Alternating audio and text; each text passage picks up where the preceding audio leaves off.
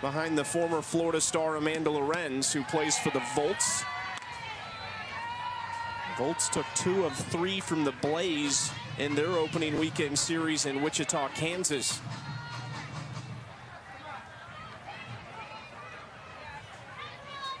Palacios 4 for 8 with a triple in the series so far. Takes that pitch on the inside corner for strike 1.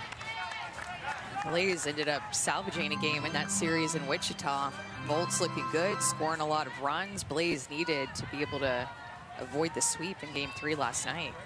So all 4 teams with a win. I think early conversations we had before we got to Chicago were that it feels balanced. The league feels well distributed, and we'll see how that plays out. But overall, probably wouldn't be surprised to see any of the 4 teams in Tuscaloosa. I mean, even you think about that Blaze Volts game, and Game 1 went extra innings. It was such a close game. Volts won that extra inning game with a Rachel Garcia complete game. She threw all 8 innings, the first game of the season, over 120 pitches that she threw. And Mackenzie Clark, 3-run home run in the 8th inning. 3-2 from Odyssey, fouled straight back by Palacios. Howard Dobson, the head coach of the Talons, left LSU's staff prior to the 2025 season after 13 years there as an assistant coach. Had some legends in Baton Rouge, AJ and Aaliyah Andrews. That's to Nets, and she helps out Skylar Wallace after the leadoff air, the double play. Yeah, Sierra Sacco with her speed at first base, like she was running on the pitch. Hit and run, or maybe Howard Dobson just gave her the steal just on the move on this pitch, and then easily turns into a double play to help Odyssey Alexander out after that error that led off the inning.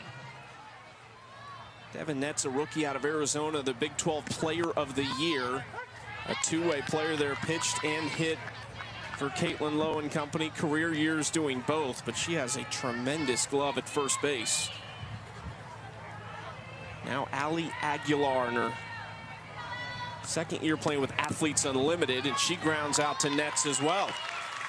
Will work curve, rise, and changeup. That changeup, she will throw it a lot. You'll see it pop in there. It's one off, if not her most favorite pitch to throw. Zirkle takes a mammoth hack at that second pitch. And there's the change. 58 miles an hour, dropping it down, and that one had some great down movement to it as well.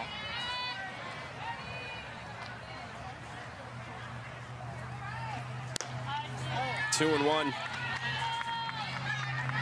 We talked about Athletes Unlimited starting in 2020. So Morgan Zirkle has played all 6 years of Athletes Unlimited's existence, but past iterations of Athletes Unlimited have had that individual leaderboard, and at the end of the season have crowned an individual champion. And we've got a handful of them here. Bubba Nichols has been crowned champion before, Odyssey Alexander. So when we talk about 5th, 6th year, it's with Athletes Unlimited. It's the first year with everybody in the AUSL.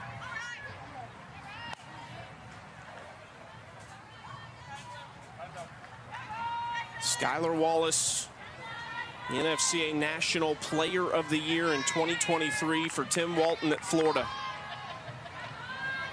Hit .447 that year with 19 home runs and 55 RBIs. She's also a stolen base machine. One of the best athletes in the league as a whole.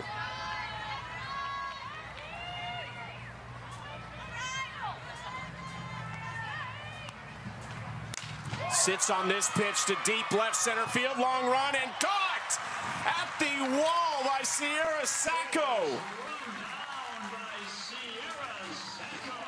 Rookie range. Hard out. I thought with how well struck that was, it had a chance to get out of here because of the wind, but now all of a sudden it's actually blowing more toward right field. But you got to pay attention to the wind because it always changes here on this field, the direction it's blowing. Yeah, we welcome you to Rosemont. This is how it goes here. O'Hare International Airport right across the street. So you get constant flyovers. That's always nice as a viewer here. Bubba Nichols Camarena trying to loft this one into the jet stream deep to center. Sacco back, and it's gone. one. Bubba's second of the season. She's starting to heat up quick.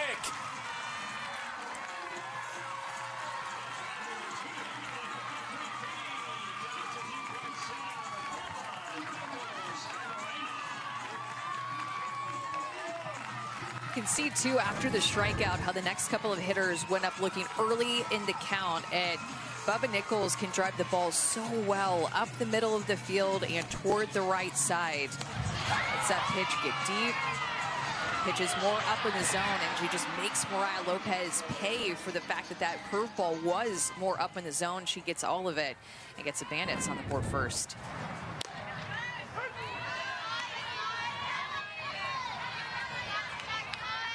Second for Nichols, Camarena in as many games.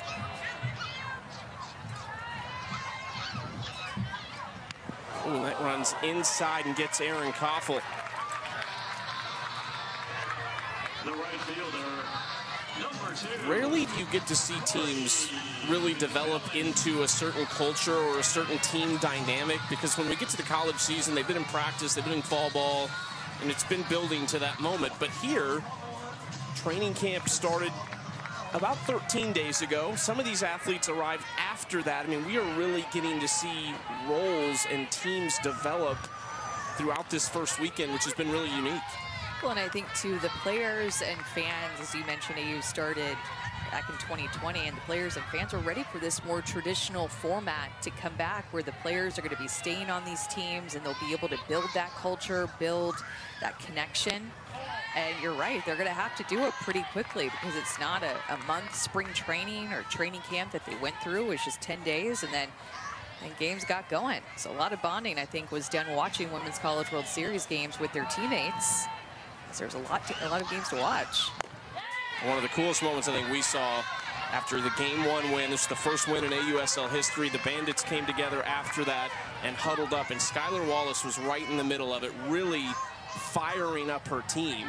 And it's just interesting to see a second-year player from Florida, who Tim Walton raved about her leadership in her final season there, start to become that now as a professional. Right out of the gates. Wanted to say, I want to be the one. I want to lead this team. Look to me. You can count on me. It's not easy to do with a bunch of veterans that are on the teams as well. Ooh. Foul ball from Corey McMillan. This is a rookie from Greensboro, North Carolina. Couple hits in the series so far. The ACC Player of the Year at Virginia Tech, hit 31 home runs that led the nation.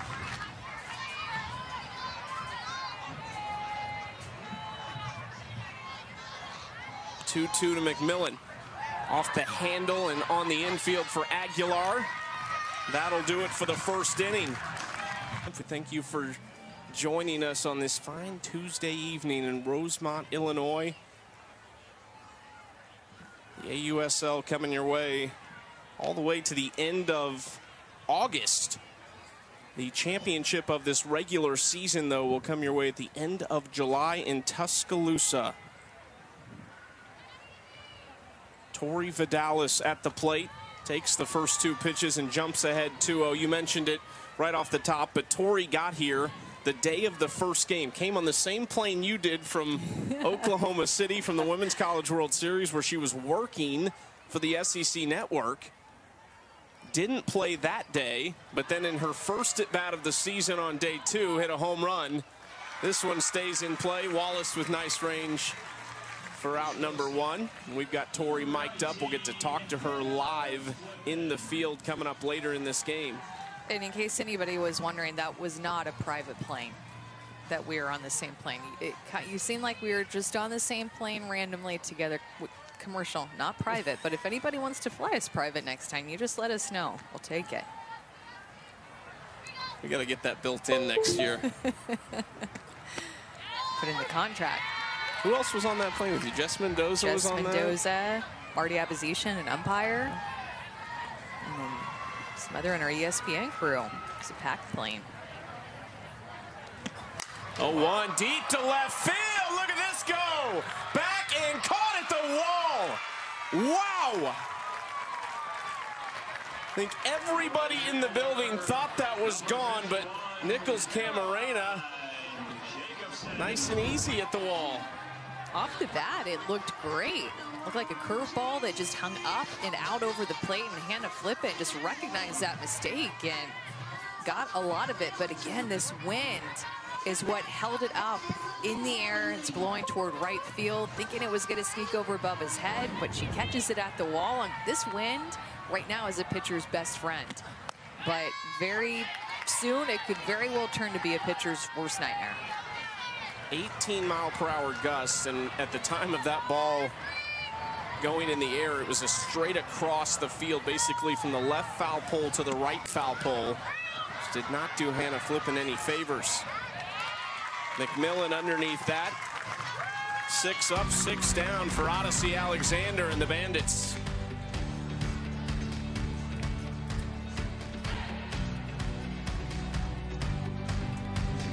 That's a great part about Stacy, is that she can really identify with the offensive part as well as the pitching part, as she's actually the pitching coach for the Bandits. She's a longtime catcher. Driven to center field and down, bouncing off the wall. Devin nets around first and cruises into second with a double.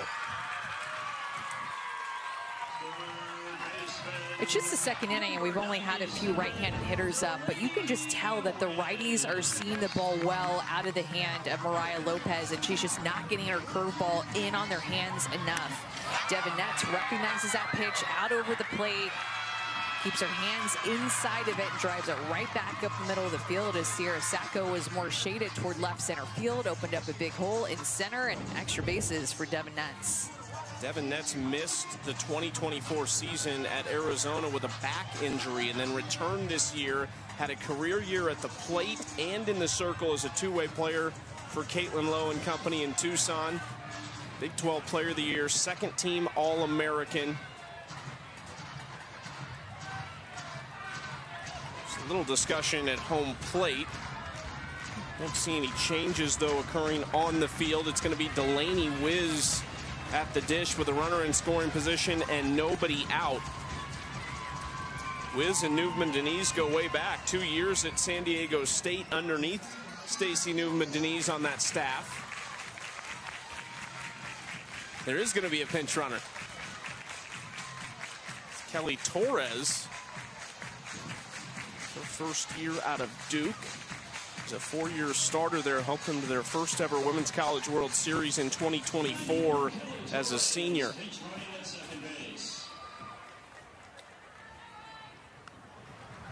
Wiz swinging first pitch, fouls it down the right field line. Yeah, both the hard hits so far have been up the middle of the field. The home run by Bubba and then the double by Devin Nets, and even Skylar Wallace's hit was well struck, and it was up the middle of the field. Bandits seeing the ball well out of her hand right now, and it's going to be up to her to get her curveball more in on the righty's hands. It was the first swing at a first pitch by any player tonight on either team in these first couple innings.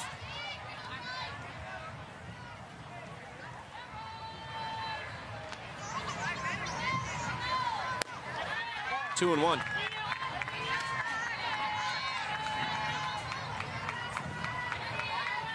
Hear the wind and the microphone still. I mean, it is just whipping around.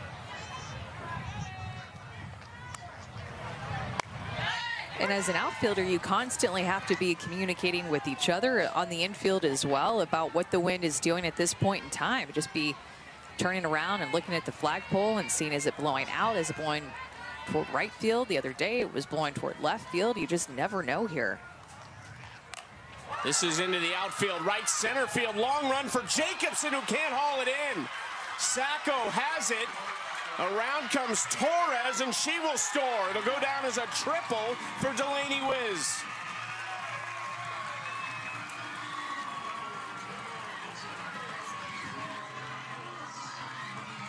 You can tell, like Savannah Collins was saying about the Bandits and their swings, and Stacy Newman's message is that they are selling out. They are swinging early in the count and driving pitches that are out over the plate. Caroline Jacobson looked like she had called it. Sierra Sacco backed off but couldn't get to it.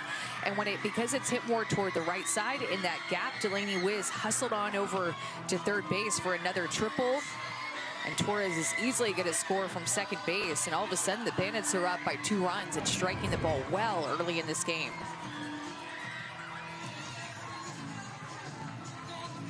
They won the opener, lost game 2, 6-3.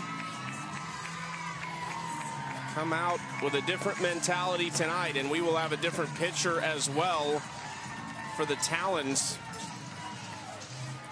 Montana Fouts, her second season out of Grayson, Kentucky, the former Alabama superstar, to switch things up for the Talons in the circle. We've already seen her twice this year, Amanda. She's looked really good. A 2.80 ERA and 5 innings of work. Had the save in game 2 as well. Yeah, you could tell that they've been leaning on her a lot with the absence of Megan Fremo and Georgina Korig, who will be on this Talons pitching staff, not with the team as of just yet, but we'll talk about that in just a minute. But Montana Fouts is getting a lot of pitching time. Of course, she was a 4-time All-American at Alabama.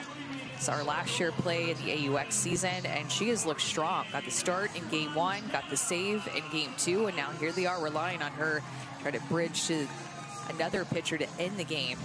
And what she was doing so well is just throwing her curveball and drop ball off of the plate. Really good late break, not missing much on the plate, getting hitters to chase off. I mean, look at the location of these pitches. They're not over the heart of the plate, really working the edges, about a ball off of the plate. Trying to see what she can get called by the umpire.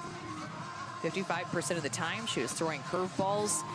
So, or up to this point in the game 1 and in game 2, 23% of the time throwing drops. And this is great. Didn't know we had this graphic, but I'm loving all the data that we're getting with AUSL and being able to see all of this data from these professional players moving forward.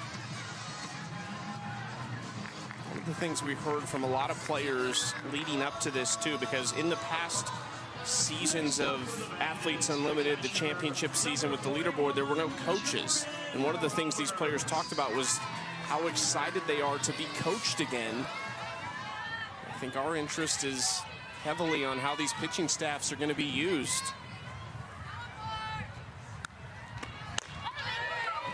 First pitch swinging to Jordan Roberts for strike 1.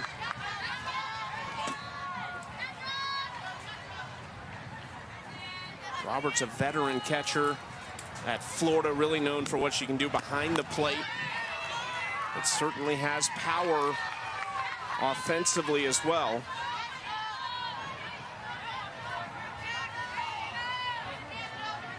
All 3 hits today have been extra bases, a home run, double, and a triple.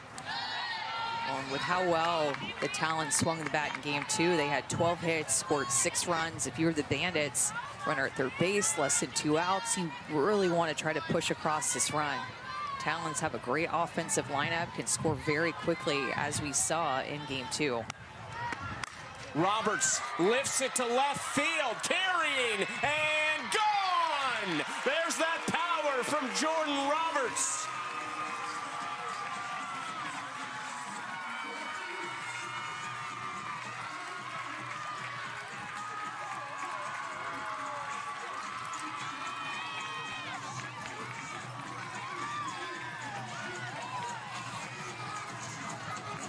The Bandits right now are just getting their barrels to so many of these pitches. That was about 2 balls off of the plate. How did she keep her hands inside? That looked to be like a screwball, a drop ball in the inner half. I don't even know how she kept this fair, but she did, and it went a mile. In fact, 74 miles an hour off of the bat, and I would say it went, I don't know, we had to make up a distance because it didn't register here, but 277 feet. That's an Amanda's distance. That's not the real distance, but she got all of that. I feel like we've talked about your estimation abilities in the past, and I don't think you are confident in them, but I'm here for it. I'm confident that that went really far, even against the wind. Yes. That was trying to knock it down. My goodness.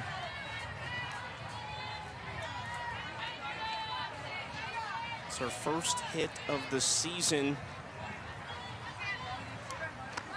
If you talk to Jenny Dalton-Hill about their roster construction, we got to the catchers, and the one player that the Bandits are missing is Mia Davidson, superstar catcher from Mississippi State, finishing up her professional season in Japan right now. But they talked about Roberts' ability to call a game. really like her from a defensive standpoint. Tricky, I can't believe that Jordan Roberts was able to keep this pitch fair, because when you look at the pitch location, it's a 1-2 pitch, a pitcher's count. It's not terrible. Look at where Palacios sets up. And this is on the chalk line. Maybe it could be a little bit more inside, but my goodness, that was a tight pitch on the inner half, and she still got her barrel to it and impressively kept it fair. Savannah Collins has Jordan Roberts. Okay, Jordan, the booth is shocked. You were able to keep that ball fair. It was tight on you. Did it feel like it in the box? Absolutely. I was literally just reacting, and I'm so glad I got my barrel to it. Plan going in, coach emphasized it a lot. Everybody having a plan, sticking to it. What was yours? Honestly, I was looking for something outside, and I was trying to get that early. My plan didn't really go how I wanted it to. Got 2 strikes, but I really just in that moment was trusting myself that I can hit anything. I don't think you're getting any complaints on a home run. Thanks, Joe. Sometimes plans change. Sometimes plans change. Adjustability at its finest, especially when you have 2 strikes, and you don't get to be picky and choosy. You got to go with what they give you, and she got a screwball in the inner half, and she got all of it.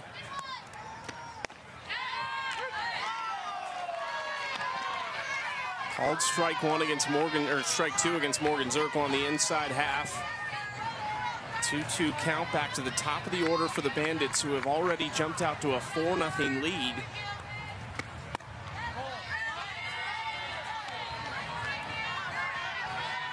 Largest lead by either team in this series.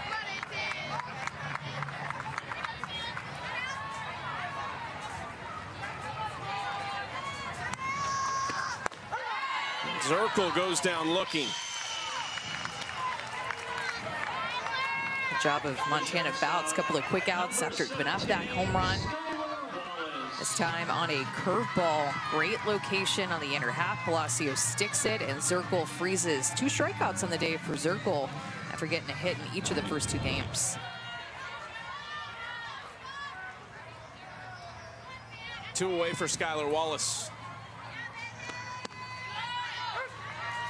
Wallace from Woodstock, Georgia. Started her career at Alabama, spent 2 years there in 2019 and 2020, overlapping with Montana Fouts. And then finished her career when she exploded onto the scene at Florida.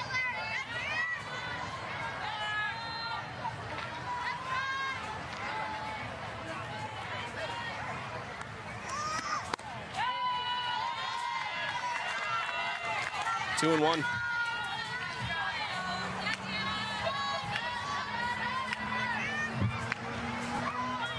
Wallace, one of 13 players in this AUSL player pool that will be with Team USA at the World Games in China in August. 11 on the active roster, 2 as alternates. Very well could be a player who is suiting up in 2028 at the Olympic Games. A little bit bigger of a strike zone here that you'll notice in the AUSL. College strike zone this season, I'm not gonna lie, it felt tight, real tight.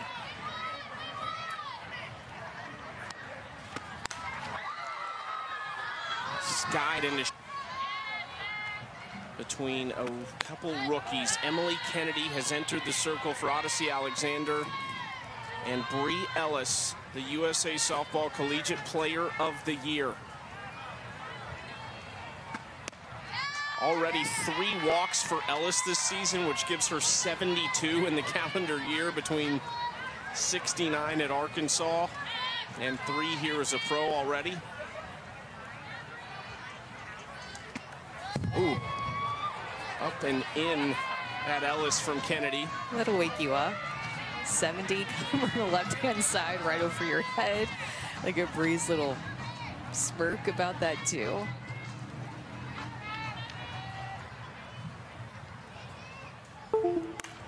Well, half swing by Ellis. Not what you're used to from Bree Ellis, but it'll work. Strike 1 to Sydney Romero. Emily Kennedy making her debut for the Bandits tonight. Best year in college Probably came back in 2023, a sub-2 ERA that year. It was up to 3.2 this year, but she's so effective. They really like her as a lefty. That's smoked into left field, smothered by Bubba Nichols-Camarena. Someone you're very familiar with, played at your alma mater. You got to deliver her golden ticket to her, but what can she do as a pro? She'll throw hard from the left-hand side, hitting 70 miles an hour, and then also work rise ball, drop ball, and mix in a changeup. And unfortunately for her, she doesn't throw that changeup a ton. Threw a good one to Brielis, check swing for a hit to get this inning started. I like to see her throwing that early in her outing.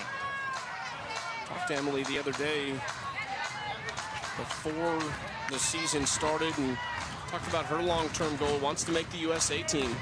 Something that's on her mind, has become really close with Lexi Kilfoyle on this Bandits staff, who's another player who has aspirations of Team USA. She's an alternate for the World Games, Kilfoyle is. Kennedy gets her first lefty-lefty matchup with Jadalyn Alchin. Off the handle, up the middle, and poked away. Nice play over to third. Heads up from Erin Koffel. I'm laughing because she could have just gone the short way to second base, and instead Koffel decided to go to third. Looks like Howard Dobson is going to challenge this, but off of Skylar Wallace to Erin Koffel. And I'm curious if Delaney Wiz actually went down for the tag, but this is a force play, and so I don't know if her foot was on the base, and Howard Dobson looked like communicating with Hayward that she may have missed the tag. So I don't think her foot was on the base and she missed the tag. And we will have a review. It's Jim Cooper, Scott Mayer calling balls and strikes tonight. John Schaefer, our first base umpire. Really athletic play, though, by Erin Koffel, because she definitely would have had her if Delaney Wiz's foot was just on the back. But it just also was a weird developing play, too, where you may have forgotten that there was a force at third base, but Erin Koffel with a great throw to third to get the lead out.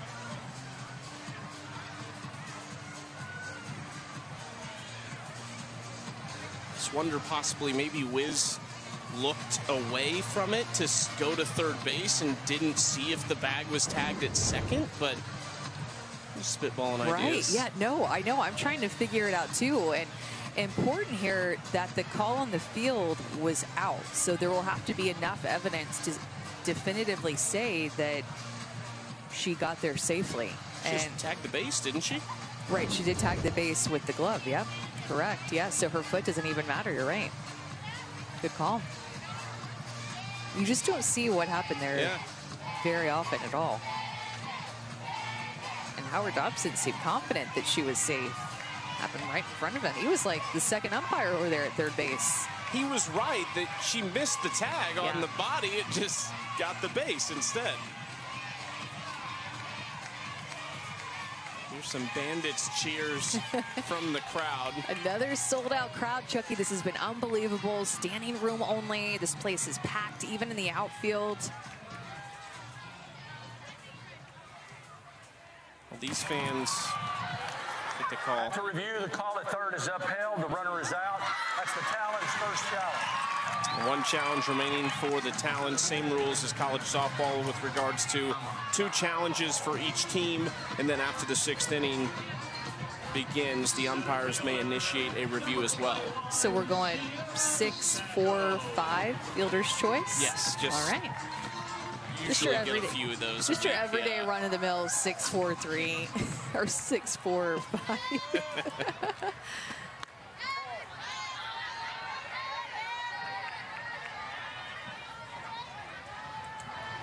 You know, back to the top of the order, the dangerous Sierra Sacco. Still a tough spot here for Kennedy. Off the handle from Sacco. Wallace tracks it down easily. Another jam job on the lefty. Yeah, there hasn't, you know, Emily Kennedy needed that out at third base. There has not been a lot of luck that has gone her way. The Brielis check swing hit, the line drive out to left field that just landed in front of Bubba, and then she really needed that out, or else it would have been more bad luck, and turn that right into a second quick out here. Big swing from Palacios to foul it straight back. We saw Charlize's sister, Sachelle, when we were walking in tonight, along with another former pro, Abby Ramirez. Charlize is wearing that number 13 for her older sister, who retired after last summer. Both runners in scoring position.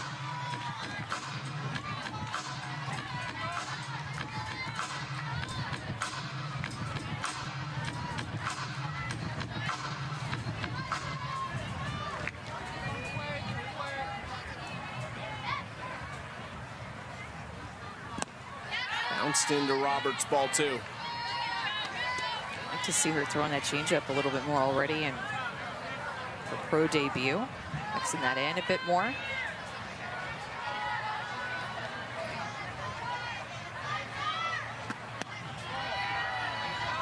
3-1 now to Palacios. You got a lefty on deck. How careful are you here with Sachelle in this count, or excuse me, Charlize in this count? Well, Charlize has been seeing the ball very well. You could tell too with that big hack that she took at the first pitch, fouled it straight back. But Emily Kennedy, whether you're righty or lefty, tough to hit against with her speed, and she's not scared to go inside to either. And It's a crazy 24 hours. We had a late show, game 3 of the World Series. Yes! And then Amanda and I were actually on the same flight to Rosemont, bright and early, 7:30 a.m. Landed around 10, straight to the hotel, dropped all my baggage off with all of my nice clothes that I won't see again until next spring. And then straight to my physical. Good pitch, and then straight to the field to start warm-ups. I was a little bit behind, but I was able to make it for first pitch, so that was really awesome. It was a big day for our sport. Drew, what was it like doing World Series stuff and also trying to prep for season, like broadcasting and also prepping for season? It was great. I mean, it's always hard. You know, you've got a lot of things going on. You have a lot of places that hold your attention, but I think a lot of it comes before postseason even starts, just because I know personally how crazy postseason can get with travel and games and everything else we've got going on in life. But yeah, Tan. But I forgot the question, sorry. How did you balance? Oh yeah, how did I balance? Yeah. A lot of it during the week was workouts and trainings. You gotta stay ready, so you don't gotta get ready. Yeah, Tana. Good. Tori, after the AUSL inaugural draft, you have your team, you know your coach, your GM. What was that preparation like? How much communication was there from that point to the last 10 days when kind of training camp started? Yeah, actually, not a ton, right? I feel like there is a certain expectation. Good! Right, we're all pros here, so we're expected to take care of our own business. There was no specifics of like things that we had to do, but of course, you know, having phone calls, chatting about what expectations are this summer from every individual player. So Coach Lisa and I got on the phone. We talked about, you know, what this summer would look like for me specifically. See you, Shar. And, you know, she just told me, hey, I'm going to rely on you a lot to be like the voice, like one of the voices of the team, someone who has a pulse on the players, not necessarily like captain, right? You get so caught up in like having a C on your jersey and all these things, but there's a lot of different ways to lead. Hey, long strike, long strike. And so I'm taking pride in my role and just understanding that, you know, I'm social, you guys know. I'm a yapper, so I try to make everybody feel comfortable and just make sure everybody feels seen and like welcomed, especially the rookies, making sure the transition is pretty smooth. That's been my role so far, and I've really been enjoying it because we learn from each other no matter what, no matter how old you are, you never know everything about the game. Tori mentioned Coach Lisa. That's Lisa Fernandez, of course, one of the legends of the sport, the Talons general manager. Were you excited? I saw a lot of player questionnaires before the season. I'm excited to be coached again. Is that, do you fall in that category? Yes, absolutely. Like even at BP, like today, early this morning, we came and hit with Howard Dobson, our head coach, and even just him standing behind us and being like, hey, let your barrel release, like let your barrel lead you. Those little reminders are the most important sometimes. I think we're gonna get a little timeout here. We'll turn you off. We're down. Yeah, Tana. Tori Vidalis mic'd up in the field right now. Montana Fouts in the circle. Back-to-back walks to lead off this third inning. Corey McMillan now stud from Sid, got you. Virginia Tech at the plate.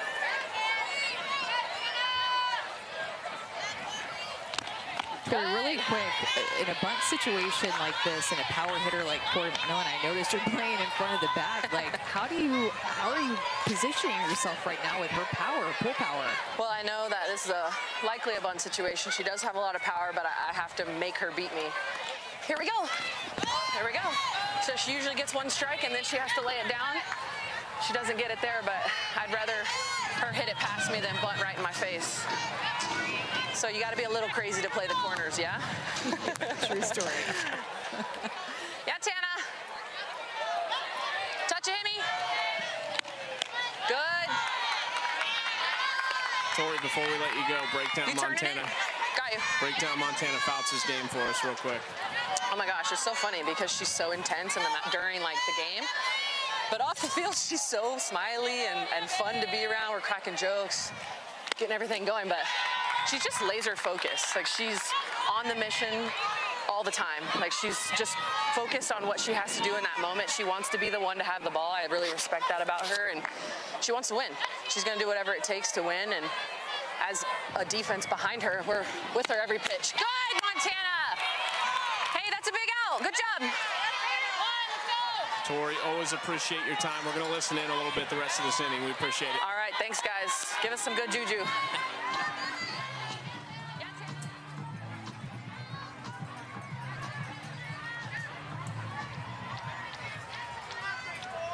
Tori Vidalis, such great perspective on the game, and if you get that as an elite player, but really a student, you can tell, of hitting and of the sport in general, and then now she's had the television headset on as an analyst, and she sees the game from that side. Tori has a lot of different talents. Like, she can make you laugh and kind of cut up and keep things loose, but then she's really competitive and clutch in the most important moments on her team, especially when she's up to bat and what she can do defensively. So she's just really dynamic. I mean, she was involved in a lot when she was in high school, not just playing softball all the time. Like, she was involved in a lot of different things. Like, I think the best word for her is dynamic, not just as an athlete, but as a person. Three-year captain on her high school volleyball team. A regional champion diver. Yeah, I was going to say, we should have asked her about her diving. You have any more hobbies over there? I believe there might have been an issue with the re-entry of Devin Netz, that she never re-entered the game officially. She is now stepping up to the plate. So there's explanations going around currently. Devin Netz is like, man, I just want to hit. Mm-hmm.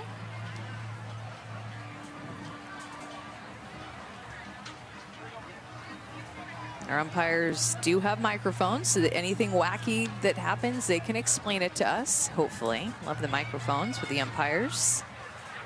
Thankful for them.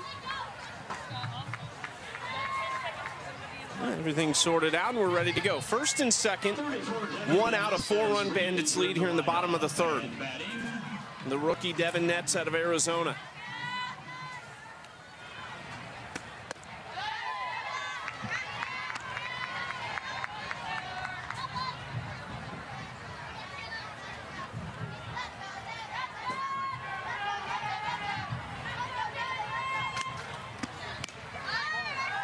Two and one.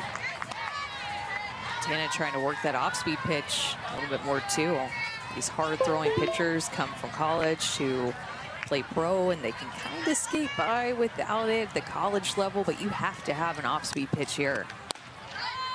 It's a good pitch there, curveball right at the knees. That is a pitcher's pitch and a hitter's count. In the bottom of the order, getting the job done for the Bandits. 6, 7, 8, 3 for 3, all extra base hits, 3 RBIs. Right side off the foot of Vidalis. Aguilar tried to backhand flip it, the throw home, and they do get it out. We have seen some absurd defensive sequences tonight.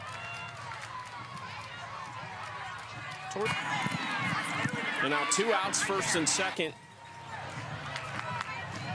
Talons and Montana Fouts potentially getting out of this inning without a run.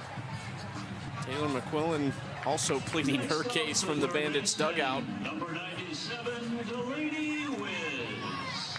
Always Montana Fouts fans wherever you go. Oh, yeah.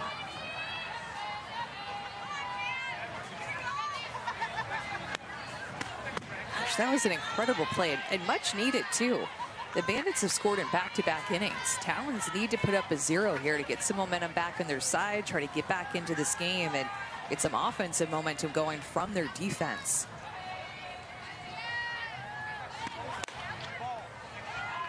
Two 2-0 now to Delaney Wiz, who had the RBI triple and came around to score in the second inning.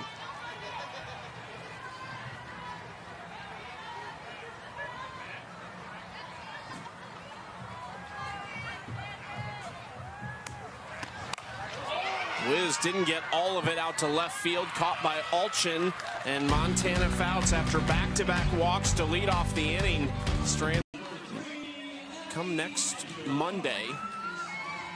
All of these teams will have played a quarter of their season, which is hard to believe. There's a 2-week break built in for international play from June 23rd to July 7th. Come back after that, and it's rapid fire. A couple weeks of softball all the way to the championship series in Tuscaloosa.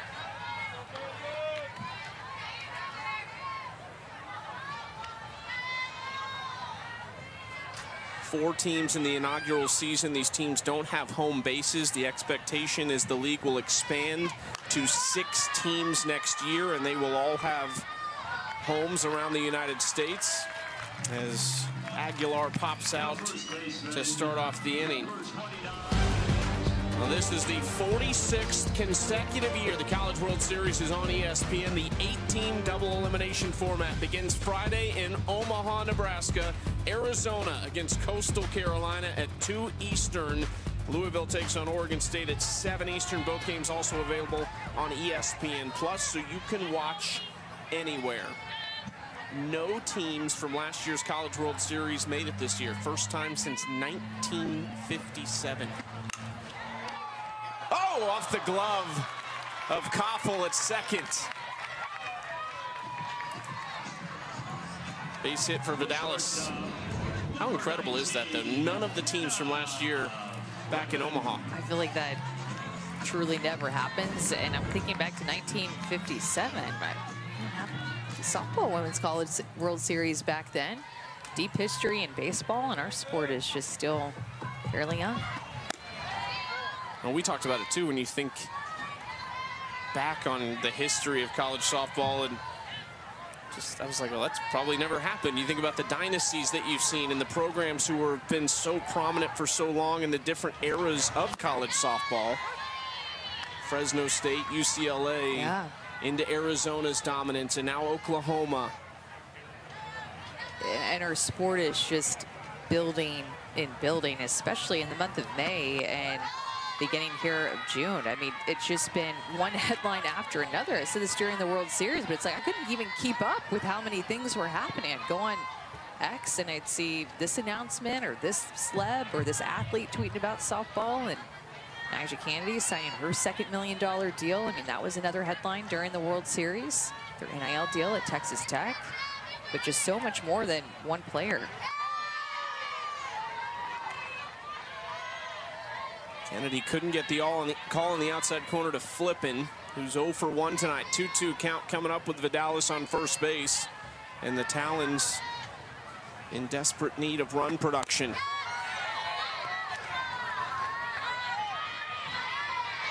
Like it could have easily been a strike. I think call goes in the way of Hannah Flippin, who has been swinging a hot bat coming off a couple of doubles in game 2 on Sunday. Flippin works back in the count and draws the 1-out walk. It's been a busy couple weeks in the softball world. You could go back a month to the start of regionals, but it's just been all positive. That MLB announcement of the strategic investment into this league, into the AUSL, has been incredible. The most watched Women's College World Series in history, and we have had 4 sellouts on this opening weekend, all 3 days here in Rosemont. Popped up for Jordan Roberts, 2 outs. Yeah, and that MLB announcement came on opening day at the Women's College World Series. So there was already so much excitement around the sport on day one at the Women's College World Series in Oklahoma City. And then that announcement came out, and it just felt like it built and built and built, and more people were watching. And is Oklahoma going to win 5 in a row? And it just led to record viewership at the Women's College World Series, including our most watched NCAA college softball game in history, which was Game 3 between Texas Tech and Texas.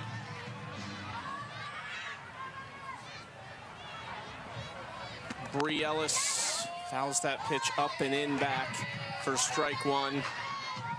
Numbers are just unbelievable. There was a game between Tennessee and UCLA that was on ABC. It peaked at 4 million people. Not the average, but it peaked. Look at the average over all 15 games, over 1 million. That finals Game 3 between Texas and Texas Tech averaged 2.4 million. It peaked at 2.7. And that wasn't even, I mean, let's be honest, like that Game 3 wasn't even a great game. And that's, imagine what it would have been if it was a 1-run, 2-run game like most of the Women's College World Series games were this year in 2025. It would have been over 3, I want to say. Ellis goes down looking. So Kennedy bounces back now, and the Talons bats have still been silenced through 4. Or they will enter a rookie from Elmhurst, Illinois, just down the road from the University of Michigan, Lauren Durkowski, who is making her 2nd appearance of the weekend, went 3 innings, gave up 5 hits and 3 runs in her debut. An industrial and operations engineering major from Michigan. Excited to watch her throw again, her 2nd appearance, and she'll work a curveball, changeup, rise ball, and also spot a fastball.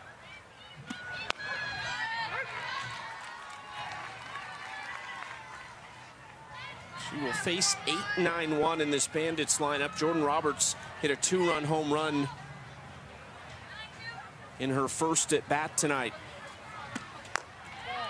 Durkowski has been selected out of the reserve player pool, which these teams can do if they are missing players for any reason. The Talons are missing more than anybody else. They have 4 players who are finishing up their professional seasons in Japan right now. 2 of them are pitchers, and their top 2 picks in the inaugural draft, Megan Faremo, who's been a staple for Team USA recently, and Georgina Korick, who's a former National Pitcher of the Year. So they are missing huge pieces in opening weekend. Nice off speed from Durkowski. That was just strike 2, but just for practice, they throw down to first. I feel like strike 3. Everybody's so confused. The only one that was not confused was Charlize Palacios, I think, because she knew that was a drop third strike, throw to 1. So strikeout of the home run hitter. Jordan Roberts getting her on the changeup. Bunt laid down by McKinney, bare hand by Romero. Nice play by Sid Romero from her spot at 3rd.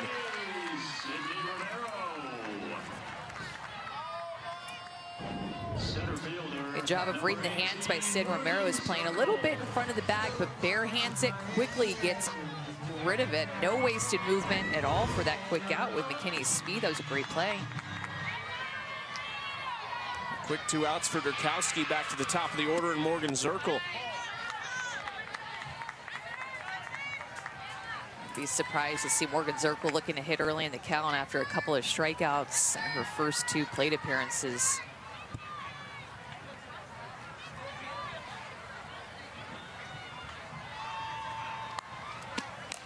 Left side, Romero's there again. Staying busy over at 3rd. Durkowski trying to inject a little energy into this Talons lineup with a rapid-fire 7-pitch inning.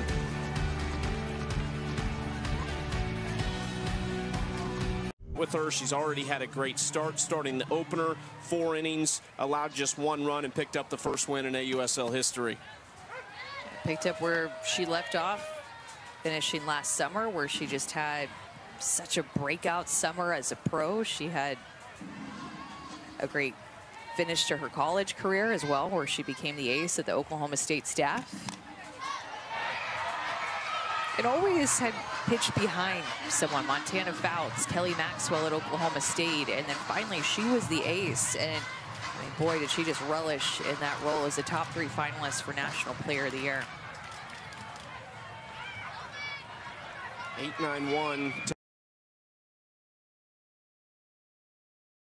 Kilfoyle, and there's one out. We're joined now by the head coach of the Bandits, Stacey Newman-Denise. Coach, these first 10 to 14 days, how much has it been just about kind of learning your team? We see another pitching change here.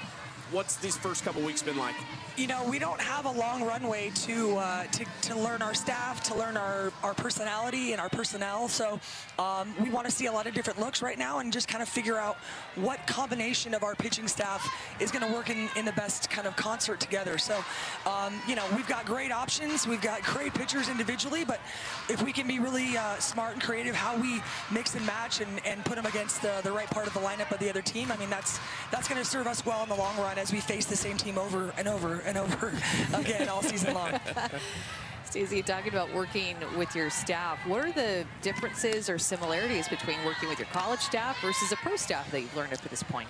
Well, I mean, these are the best of the best, and they all are elite in multiple things, you know, right? Like my staff in college, they're really good in maybe 1 or 2 pieces or 1 or 2 quadrants of the zone. But for these, you know, these athletes and these pitchers, they got it all going on, and they've got everyone's got an off-speed pitch, just a lot of weapons to work with. So that's where it's being smarter in terms of how they set things up, you know, and not just it's the dance, right? It's the chess game of, you know, their good stuff against this hitter's weaknesses, things like that. So they're professionals, not only in their skill set, but also just in their mindset. And it's been really fun to get to know them and their personalities and, you know, challenge them a little bit, but also get them feeling good. That's really the magic sauce for a coach, is a little bit of both, right? Let them feel like they're cared about and they're but also being pushed at the same time. So, you know, our 10 days of spring training was pretty tough. Like we didn't take it easy on them. We definitely challenged them, and they were whining a little bit in parts of it. But I think in the long run they were happy with that because they want to feel ready. They wanted to feel prepared to come in and play this team and just again, there's not a lot of time. You've got to start out hot, and if you start out hot, that's going to set you up for the short 24-game season really nicely. Love it, Coach. Thanks for the time as always. Thank you. Stacey Newman-Denise has been in professional softball and softball at its highest level, having success at its highest level forever, going back to her days as the UCLA Bruin, where she was a 4-time All-American and then a 3-time Olympian. She was the youngest player on the 2000 team, as a longtime assistant at San Diego State, and then now as the head coach at San Diego State. Took them to their first ever Super Regional in 2023. But when the pro game is called, whether it was the NPF, one of the old iterations of the Professional Softball League, or Athletes Unlimited before the AUSL, she has always answered that call.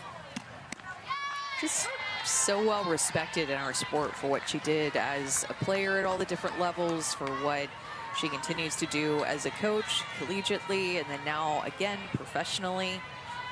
So much respect for Stacey Newman from her peers and players. Sacco goes down looking. Newman-Denise pulling all the strings